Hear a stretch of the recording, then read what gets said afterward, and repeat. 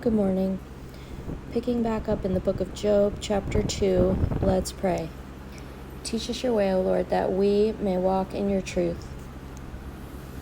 Again there was a day when the sons of God came to present themselves before the Lord, and Satan also came among them to present himself before the Lord.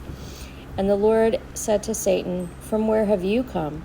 Satan answered the Lord and said, "From going to and fro on the earth, and from walking up and down on it."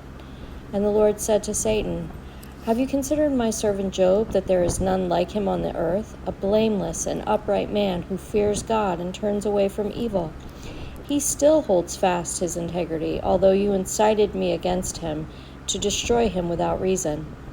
Then Satan answered the Lord and said, "Skin for skin. All that a man has he will give for his life. But stretch out your hand and touch his bone and his flesh, and he will curse you to your face."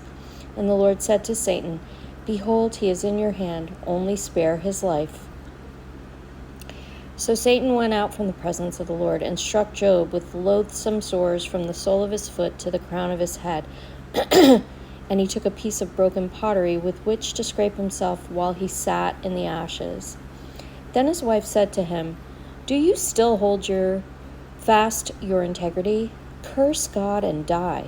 But he said to her, "You speak as one of the foolish women who speak. Shall we receive good from God, and shall we not receive evil?" In all this, Job did not sin with his lips. Now when Job's 3 friends heard of all this evil that had come upon him, they came each from his own place: Eliphaz the Temanite, Bildad the Shuhite, and Zophar the Naamathite. They made an appointment together to come to show him sympathy and comfort him. And when they saw him from a distance, they did not recognize him, and they raised their voices and wept, and they tore their robes and sprinkled dust on their heads toward heaven. And they sat with him on the ground 7 days and 7 nights, and no one spoke a word to him, for they saw that his suffering was very great.